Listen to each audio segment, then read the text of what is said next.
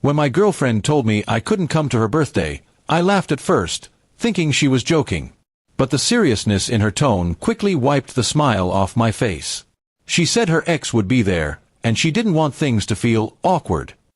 It wasn't about me causing a scene, but about her trying to keep the peace. To me, it sounded like she was more concerned about him than about us. That night, I sat in silence, hurt but pretending to understand. I had been with her for over a year, giving her loyalty, time, and love. I'd supported her through career struggles, late-night tears, and even when she doubted herself.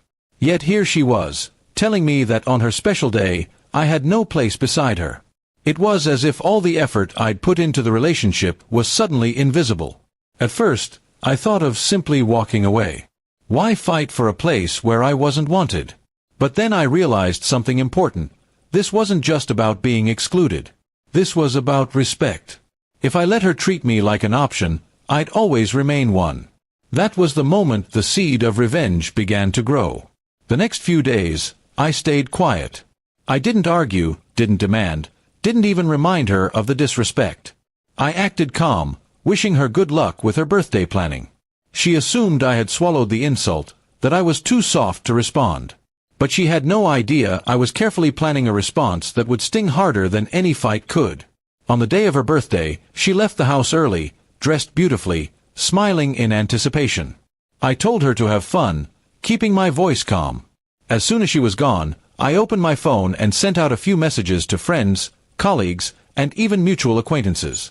I had booked a private lounge at one of the city's most popular restaurants. That night, while she celebrated with her ex, I would host my own celebration. I didn't call it a birthday party. Instead, I called it a life celebration. I told everyone it was time to toast new beginnings, to success, and to the people who truly valued loyalty. The response shocked me. People came pouring in, eager to join. By evening, the lounge was filled with laughter, music, and a sense of real friendship. Meanwhile, I started getting messages from mutual friends who had gone to her party first. They told me her ex was indeed there, sitting close to her, and she seemed overly comfortable with him. But as the night progressed, people began leaving her place and heading toward mine. Soon, my party was bigger, livelier, and more talked about than hers. Around midnight, when my lounge was filled with energy and celebration, she finally called me. Her voice was sharp, accusing me of stealing her guests and making her look bad. I calmly replied, "I wasn't invited to your birthday, so I made my own." Seems people preferred being around honesty instead of awkward secrets.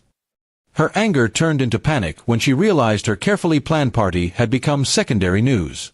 Photos from my lounge filled social media, pictures of me smiling with friends, raising glasses, standing in front of the banner that read, "Asterisk, to new beginnings."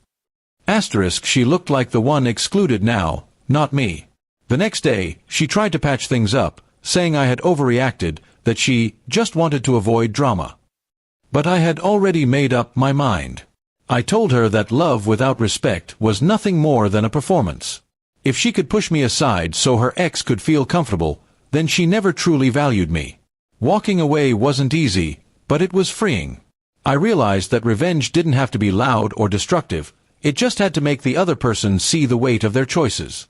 She wanted her ex to feel comfortable.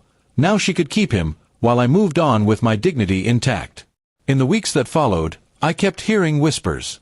People said her ex didn't stay with her, that he only showed up to remind her of old times. Others said she regretted her decision deeply after seeing me surrounded by people who cared about me.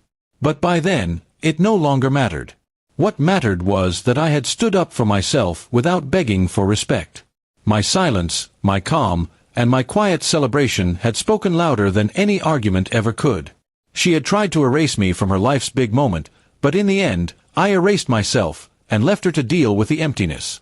And so, her birthday became a turning point. Not for her, but for me.